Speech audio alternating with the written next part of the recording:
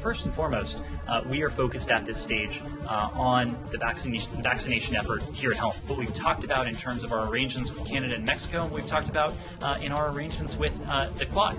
미중 갈등에 있어서의 우리의 입장이라든지 이런 것들과 백신 분야에서의 협력은 저는 연관이 없다고 보고요.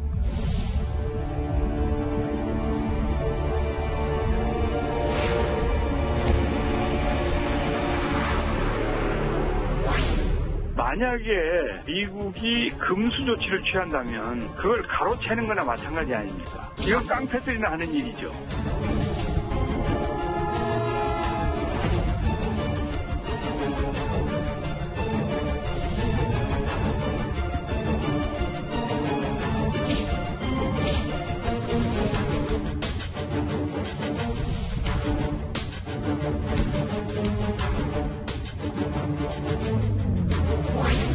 미국 백신에만 의존할 게 아니고 안전성과 효과만 검증되었다고 한다면 국적에 상관없이 도입할 수 있지요.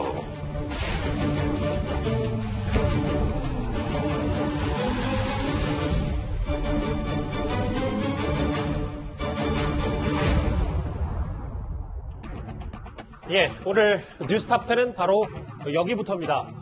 우리가 요청한 백신 거래에 미국이 난색을 표하면서 당장 백신을 얻어오는 게 쉽지 않아졌습니다. 다른 나라에 줄 만큼 백신이 여유가 있지 않다는 게 미국 바이든 대통령의 설명인데요. 이 본격적인 우리의 백신 가뭄이 시작된 건 아닌지 여러 우려가 나오고 있습니다. We don't have enough to be confident to send it abroad now. But I expect we're going to be able to do that. So I'm not going to get into any private diplomatic communications with the Republic of Korea or any other country. First and foremost, we are focused at this stage on the vaccination effort here at home. What we've talked about in terms of our arrangements with Canada and Mexico, and we've talked about in our arrangements with the Quad.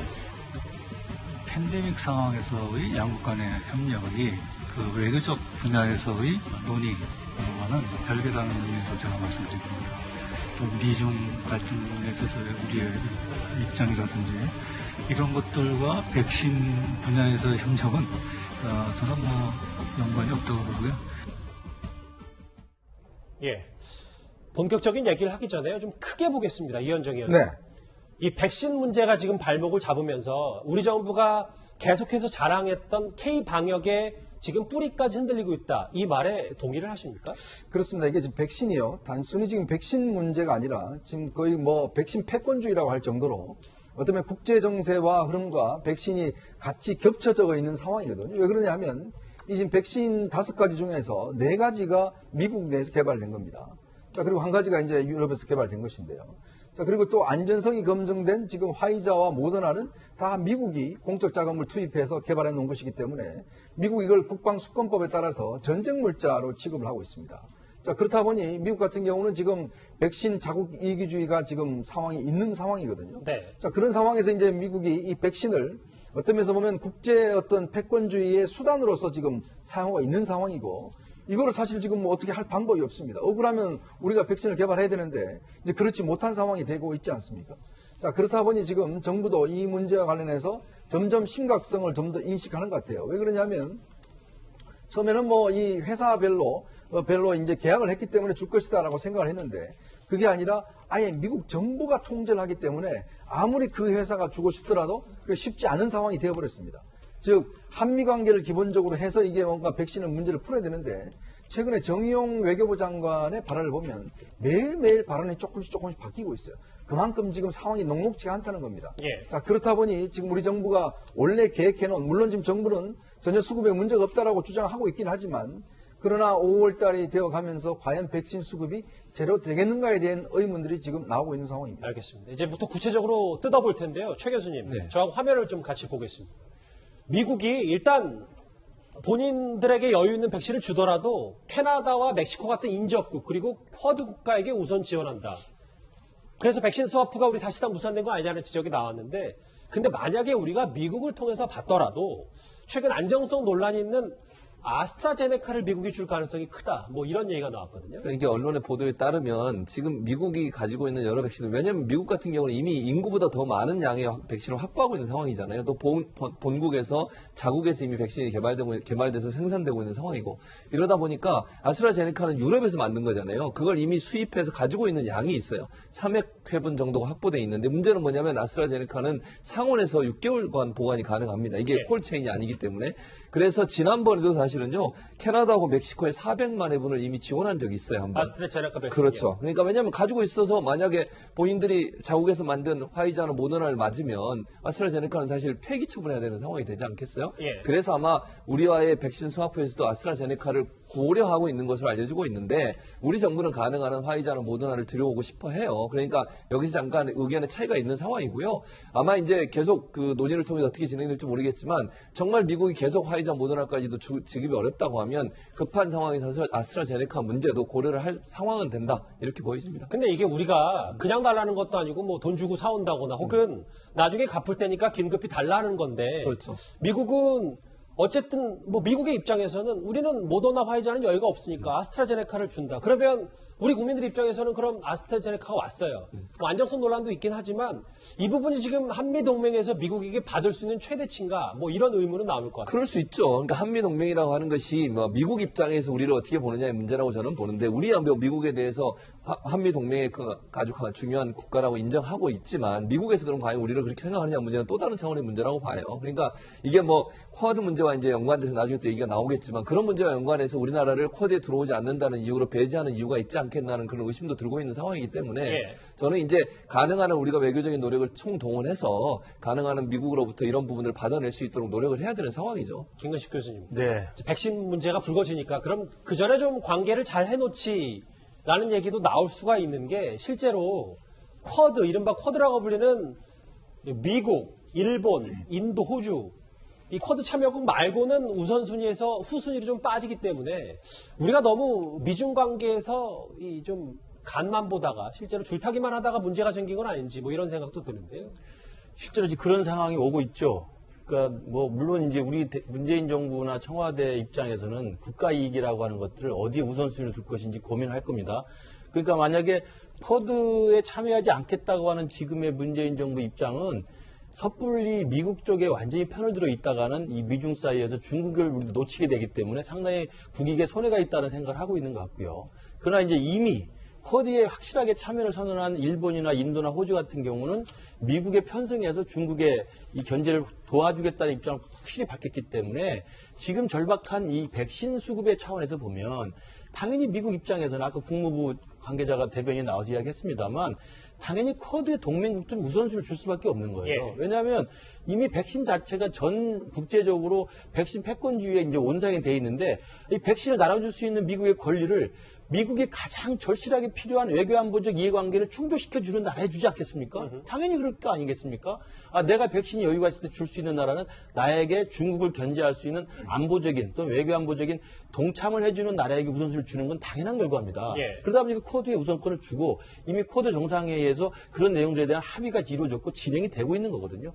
근데 이제 우리 문재인 정부는 그런 백신을 확보하는 국가 이익보다는 중국에게 소원해주면 안 된다라고 하는 국가 이익을 더 중요하다고 한다면 이 입장은 어정쩡히 갈 수밖에 없는 겁니다. 이건 대통령이 선택한 문제이고 문재인 정부가 선택한 문제인데, 국민의 입장에서 보면 중국과 척을 지는 게 얼마나 무서운지 모르겠으나, 중국과 어떻게 가야 될지 모르겠으나, 어찌됐든 당장 지금 쿼드에 참여하지 않음으로 인해서 미국으로 하여금 한국에게 백신을 주겠다는 우선순위는 멀어진 건 사실이거든요. 당장 시급한 게 백신인가요? 그러면 청와대를 결정해야 된다고 봐요. 쿼드를 통해서 미국에 편승해서 백신을 얻어내는 게 국가에게 맞는 것인지, 그럼에도 불구하고 백신이 못 들어오더라도 쿼드에 참여 안 해가지고 중국과 관계를 유지하는 게 중요한 것인지 판단을 해야 될 거라고 봅니다. 김 교수님은 그럼 개인적으로 지금이라도 쿼드에 참여해야 된다고 보십니까? 당연히 그렇습니다. 그리고 쿼드는 백신 수급이라는 당장의 절박한 필요뿐만 아니라 제 개인적으로는 앞으로 미중 경쟁 구도 속에서 한국에 가야 될 장기적인 외교안보적 차원의 국가 전략으로도 좀 맞다고 생각합니다.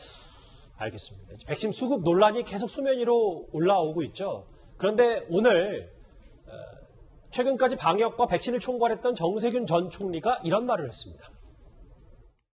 그럼 우리한테 지금 오도록 되어 있는 백신이 쭉 있지 않습니까? 계약된 게 있고 또 언제까지 납품하겠다는 약속도 있단 말이죠. 만약에 미국이 금수 조치를 취한다면 그걸 가로채는 거나 마찬가지 아닙니까? 이건 깡패들이나 하는 일이죠. 그렇게 자꾸 터무니없는 걱정을 만들어낼 일은 아니다. 터무니없는 걱정을 만들어내려는 일은 아니다. 정세균 전 총리 이런 말을 하면서 미국이 백신 수출을 금지하는 조치를 취하면 이건 깡패들이라는 짓이다라고 했는데 이도하 변호사님 어떻게 평가하십니까? 지금 이제 후임 그 국무총리가 아직 국회 표결 청문회 다 통과를 안 했으니까 이제 정 국무총리긴 하지만 이분이 우리나라의 백신 수급 현황이나 뭐 중대본 저 회의를 주재하셨던 분이니까 제일 정보가 많은 분 중에 한 분일 겁니다. 근데 그렇겠죠? 지금 뭐 CBS도 나오고 SBS도 나와서 막 여러 가지 얘기를 하시더라고요. 대정부 질문에서 답변하셔야 될 분인데 예. 뭐 민간 방송에 나와서 이런저런 얘기를 하시면서 깡패들이나 하는지 저런 감정적인 발언을 하고 계시는데 제자리에 서서 말씀하시는 건지 또 적절한 내용이 맞는지도 의문을 가지는 사람이 많을 수밖에 없고요. 좀 전에 이 의원님께서 말씀하셨지만 백신은 미국은 원료, 원천 기술 생산을 다 하고 있으면서 이 부분에 대해서 전략 물자로 판단하고 미국 대통령이 자기네 나라 법령에 근거해서 금수를 할 수도 있는 거예요, 조치를. 그걸 우리가 어떡하겠어요. 자기네 나라 법 근거해서 하는 건데 그게 무슨 깡패 짓이에요. 법에 근거해서 하는 건데. 그래서 저런 말씀을 하시는 이유를 저희가 모르겠어요. 물론 세계 각국 정상들이나 노벨상 수상자들이 이 미국이 특허를 갖고 있는 거에 대해서 좀 풀어달라 이런 편지도 보내고 미국에 대해서 여러 가지 얘기를 하는 건 사실이지만 그건 미국은 미국 대통령은 법령에 근거해서 행동을 하는 거예요. 그러니까 지금 미국도 197%를 2회 접종 기준으로 계약을 했다고 하지만 이게 확보가 미국은 이제 생산을 하니까 확보도 됐다고 볼 수 있겠지만 여기에 대해서 계약을 한 거지 다 접종을 완벽하게 한 건 아니죠. 그리고 부스터샷도 해야겠다고 하고 그리고 주요 8개사 세 번째 맞는 거 맞죠. 주요 8개사 생산하는 그 백신이 전 세계 인구 대비했을 때 0.5에서 0.9배밖에 안 된다니까 부족한 건 사실이에요. 그렇다면 우리가 어떤 외교적인 노력을 하고 어떻게 하겠다는 걸 말씀을 하셔야 되는데 책임자로 계셨던 책임자인 듯한 분이 저런 말씀을 하시는 게 국민들한테는 전혀 도움이 안 될 것 같습니다. 이현정 의원님. 사실 지금 이 시점에 제일 중요한 게 백신을 실제로 들여오는 것 말고도 국민적인 백신 불안을 가라앉히는 게 제일 중요할 텐데 정세균 전 총리가 이런 얘기를 또 했어요. 언제까지 납품하겠다는 약속도 있다. 그걸 미국이 중간에 가로챈다고 하면 우리가 구경만 하겠느냐. 실질적으로 우리 정부가 할 수 있는 게 있다는 얘기입니까? 뭐 구경 안 하고 뭐 어떻게 하자는 이야기죠. 참 이해할 수가 없습니다. 자, 얼마 전까지 총리를 하셨던 정세균 전 총리가 총리 시절에 뭐라고 이야기했냐면 내가 세균 잡는 세균이 되겠다고 이야기를 했어요. 근데 갑작스럽게 대권 지금 도전한다고 갑작스럽게 그만뒀습니다. 근데 세균도 못 잡고 지금 나가신 세균이 됐습니다. 자, 그러면 이게 지금 본인의 정책 행보 때문에 이 엄중한 상황에 이 나간 것에 대한 저는 좀 뭔가 일말의 책임감이 있어야 되지 않나요? 자, 그런데 지금 하시는 이야기를 보면 아니 세상의 외교가 정신승리로 하는 겁니까?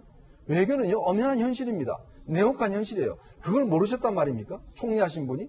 아니 지금 미국이 자국의 이익을 위해서 하는 것 자체 이걸 가지고 지금 우리가 뭐 구경만 하겠다? 그럼 어떻게 하겠다는 이야기입니까? 뭐 싸우겠다는 이야기입니까? 방법이 없습니다. 자, 근데 이 전직 총리가 지금 와서 뭐 우리가 구경만 하고 깡패다 이런 이야기를 하는데 이게 무슨 도움이 되나요? 그리고 이거를 지금 어떤 국제정세 속에서 이런 이야기 하는 게 우리한테 무슨 도움이 됩니까? 저는요, 정말 무책임하다는 생각이 드는 게, 아니, 어쨌거나 본인이 직전 총리 하셨으면 뭔가 책임지는 이야기를 하셔야 될 거 아니겠습니까? 근데 이게 지금 이 백신 수급에 지금 도움이 되는 이야기입니까? 정말 저는요, 이런 생각을 가지고 총리 하셨다는 자체가 상당히 놀랍습니다. 이게 외교라는 건 정말 현실입니다. 가서 빌기라도 해서 가져와야 되는 게 현실이에요. 아니, 근데 지금 우리가, 당신 계약했는데 왜 안 줘? 깡패야? 이렇게 이야기를 하면 미국이 그래 깡패다. 그럼 어떡하겠습니까? 참 정말 외교의 ABC도 모르는 분이 전직 총리를 하셨고 이런 방식으로 백신 외교를 했다는 것 자체가 좀 이 상황에 있는 게 아닌가라는 그런 생각이 듭니다. 물론 전 전 총리가 외교의 ABC는 알고 기본적인 얘기도 있겠습니다만 못 들어오는 수 있다는 국민적 불안감에 답답함에 이런 얘기를 하는 건 아닌지 모르겠어요. 근데 김근식 교수님, 저하고 좀 다음 화면을 보실 텐데요. 제가 기억하기로는 정확히 일주일 전 이 자리에서 김근식 교수님이 이재용 부회장의 백신 특사를 보내야 된다 이런 얘기를 하셨는데 오늘 동아일보 보도를 보니까 작년 12월에 이재용 부회장이 실제로 휴가 중인 어도비 회장에게 전화를 해서 화이자 회장과 백신 총괄 사장을 소개받고 이 인맥이 당시 화이자 백신에서 좀 혁혁한 공을 세웠다 이런 보도가 나왔습니다. 그게 바로 이제 이 경제력에 바탕한 이제 외교적인 현실이라고 볼 수 있습니다.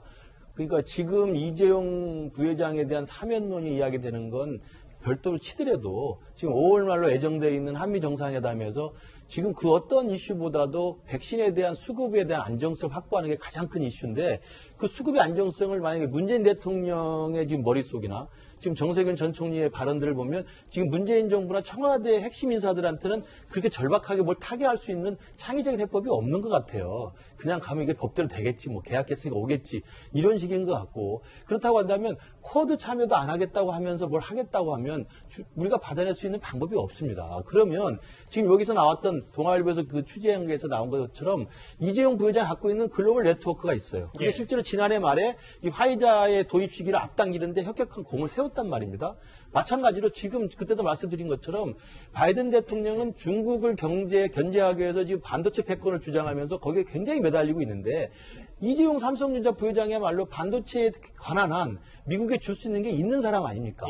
그러면 문재인 대통령이 이재용 부회장을 대동해서 가서 바이든과 만나서 정말 신뢰에 기반해서 이 반도체에 관한 약속을 좀 주고받으면서 그 대가로 모더나나 화이자에 대한 것들을 다소라도 받아올 수 있는 그런 정도의 파격적이고 창의적인 고민을 해달라는 걸 제가 말씀드렸던 것이고 바로 그런 것이 이재용 부회장의 지난해 저 역할들 그러니까 정말 기업인들과 친한 그 인맥들 동원해서 화이자든 모더나든 또 미국에 있는 수많은 기업의 어떤 필요성들에 대해서 알고 있기 때문에 그것들을 이제 우리나라 정부도 외교 안보적 차원에서 그런 기업인들의 마인드, 기업인들의 네트워크를 활용할 수 있는 그런 담대한 접근을 해야 된다. 저는 그런 말씀을 드리는 겁니다. 그러니까 사실 이재용 부회장 얘기가 나오는 게 얼마나 지금 상황이 답답한지를 알 수 있는 건데 어쨌든 김 교수님은 할 수 있는 조치는 다 취해야 된다 이런 말씀이신 거죠.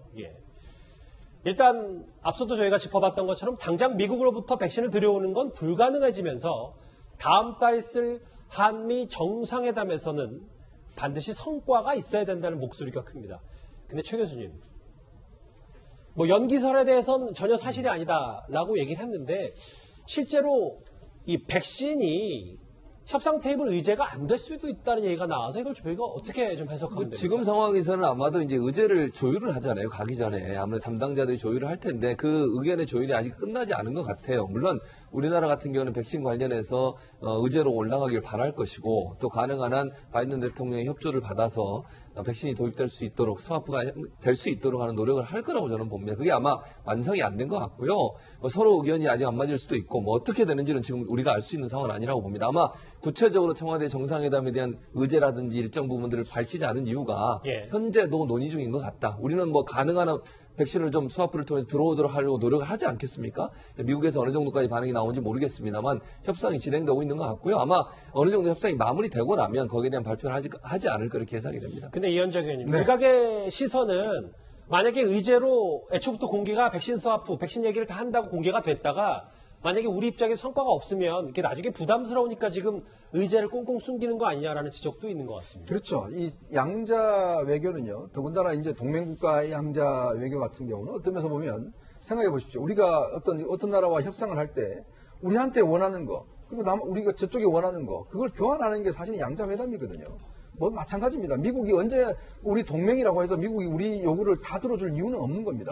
미국이 필요한 걸 우리가 해줘야 되는 거거든요. 근데 왜 최근에 지금 우리가 정의용 이 외교부 장관이 뭐 이 스와프 이야기를 했다가 그 다음날 또 어렵다고 이야기를 했다가 그리고 또 미국 국무부가 지금 뭐 쿼드 중심으로 한다고 이야기를 했다. 이게 왜 그러냐면 이거 의제 삼지 말라는 이야기예요. 솔직히 이야기해서 선을 긋는 겁니다. 자 그렇기 때문에 우리 정부도 지금 마음이 다급한 거죠. 왜냐하면 스가 일본 총리 같은 경우는 정상회담하고 난 다음에 바로 화이자 CEO하고 통화를 했지 않습니까? 거기서 6천만 회분 그냥 바로 저 도장을 찍어버렸잖아요. 이제 그걸 딱 했는데 아니 우리는 항상 일본하고 비교하지 않습니까? 그러면 문재인 대통령 갔는데 화이자 CEO하고 통화도 못하면 그거 어떡하라는 이야기예요. 그러니까 그거는 뭔가 이 참모들은 만들어내야 되는 거거든요. 그러면 이제 처음부터 그런 거예요. 이거는 백신은 의제가 아닙니다. 아예 처음부터. 이런 식으로 어떠면서 합리화를 만들어내야 되는 거죠. 그러니까 지금 벌써 이 정상회담의 수행원들을 미국 좀 줄이라고 그랬다. 코로나 때문에. 이런 이야기가 벌써 나오고 있는 것이고. 그러면 우리 경제인들이 이번에 동행을 못한다는 이야기도 벌써 나오고 있고 네. 또 5월 지금 아직 날짜는 정해지지 않았지만 연기될 가능성이 있다는 것도 지금 나오고 있고 왜냐하면 지금 제일 중요한 게 5월 달이 우리가 백신 가뭄이 굉장히 심할 때입니다. 그럼 대통령에 가서 딱 하면서 우리 이만큼 확보했습니다라고 국민들한테 이야기를 해줘야지만이 국민들도 안심할 거 아니겠습니까? 그럼요. 근데 갔는데 아무 성과가 없다. 이렇게 돼버리면 굉장히 문제가 될 수가 있는 거거든요. 아마 그런 것 때문에 지금 정부가 어떻게 하든지 간에 지금 물밑교섭을 통해서 미국하고 뭐 협상을 하려고 하는데 문제는요. 지금 미국하고 할 수 있는 협상 창구나 그다음에 또 이게 할 수 있는 게 이 정상 외교로 물밑 외교로만 갖고 되지 않는 게 있습니다. 그게 아까 조금 전에 이야기하신 이 이재용 부회장 같은 경우에 기업 차원에서 할 수 있는 게 있거든요. 예. 그게 지금 우리가 굉장히 부족하다는 것이죠. 우리가 모르는 뭔가 지금 진행이 되고 있었으면 좋겠습니다. 일단 이른바 백신 가뭄이라는 말까지 등장하면서 최근부터 대안으로 떠오르는 게 바로 러시아 백신입니다. 오늘 여권에서는 이런 말까지 나왔습니다. 푸틴 대통령과의 특별한 관계도 있고 그렇기 때문에 정부와 긴밀히 협의해서 이 문제에 도움을 줄 수 있도록 하겠습니다. 만약에 3상까지 완벽하게 입증이 되고 나면은 확보하기가 더 어려워질 수 있기 때문에 미리미리 대비할 필요는 있다. 스푸트니크 V 백신이라고 하는 것에 대해서 신뢰성이 별로 없었는데 최근에 국제적인 권위를 가진 의학지의 임상평가 결과가 실렸다고 합니다. 미국 백신에만 의존할 게 아니고 안전성과 효과만 검증되었다고 한다면 국적에 상관없이 도입할 수 있지요. 러시아 백신을 보는 시각이 여당에서도 왠지 모르게 좀 달라진 것 같거든요. 근데 이두하 변호사님, 실제로 당권에 도전하고 있는 송영길 의원은 본인이 푸틴 대통령과 특별한 인연이 있다라고 하면서 글쎄 러시아 백신도 도입할 수 있다 이렇게 좀 군부를 때린 것 같습니다. 송영길 의원이요. 푸틴 대통령하고 아주 친밀해요. 저도 러시아에 의원 외교를 하러 가니까 러시아 이제 국회 부의장이나 장관 이런 사람들이 만나주는 게 이제 그 사람들이 일단 만나주는 건 이제 삼성 공장 지어달라고 만나주는 건데 그러면서 하는 얘기가 송영길 의원이 푸틴 대통령하고 친하다 이런 얘기를 대놓고 해요. 예. 그래 그 정도로 이제 친밀한 관계가 있으니까 이제 더 좋게 보이는 걸 수도 있지만 저는 의문이 드는 게 물론 필요하면 스푸트니크도 갖고 와야죠. 효능은 인정된다고 하지만 지금 여러 데이터, 그러니까 부작용에 대해서는 많이 안 알려져서 이상하다라고 하고 유럽식품의약청이나 여기에서 세계보건기구나 아직 승인을 받지 못했잖아요. 그렇죠? 진행 중이니까 그 부분을 살펴보고 이제 도입을 하면 하반기가 될지 내년이 될지 유럽에서는 올해 내로는 안 될 것 같다 이런 얘기가 나오는데 그렇다면 지금 이스라엘은 다 맞고 아스트라제네카 남아서 반품을 하네 어쩌네 그리고 미국도 아스트라제네카 많다는데 오히려 스푸트니크보다는 아스트라제네카는 다 인정이 됐잖아요. 그거 받으면 안 되나? 왜 우리가 스푸트니크까지 가야 되나요? 그걸 전 잘 모르겠어요.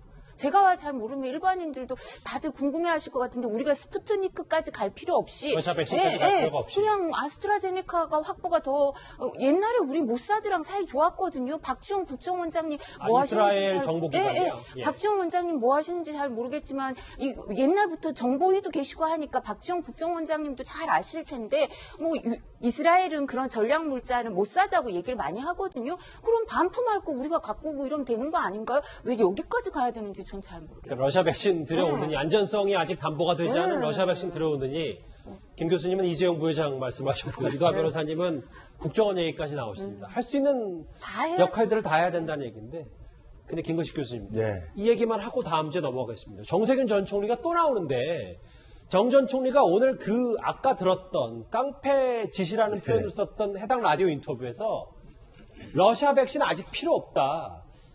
근데 정 전 총리가 제일 잘하니까 러시아 백신 아직 필요 없다는데 그러니까 이게 안정성이 담보되지 못했기 때문에 이렇다는 얘기입니까? 두 가지 의미가 저는 있다고 보는데요. 첫 번째는 지금 바로 직전 총리였기 때문에 이번에 이 총리의 입장에서 방역을 총지휘했던 사령관 아니겠습니까? 그러면 사실은 이제 대권 도전을 위해서 퇴임하고 나온 전 총리가 만약에 정치적인 자산으로서 자기가 점수를 딸 수 있는 유일한 것은 방역이 성공하느냐 성공하지 못하느냐예요. 그렇기 때문에 러시아 백신은 그전에 나오지도 않았던 이야기인데 그렇죠. 그럼 아스트라제네카는 지금까지 이미 계약하고 합의되어 있던 수급이 확정된 이 백신만 가지고도 일단 방역이 성공하고 면역이 성공해야만 정 총리는 성공한 총리가 되는 거 아니겠습니까? 그렇기 때문에 자신이 재임했던 총리 기간 동안에 나오지 않았던 러시아산 스푸트니크가 나오기 때문에 이것은 자기 스스로의 방역에 대한 실패를 인정하는 것이기 때문에 반대할 수밖에 없고요.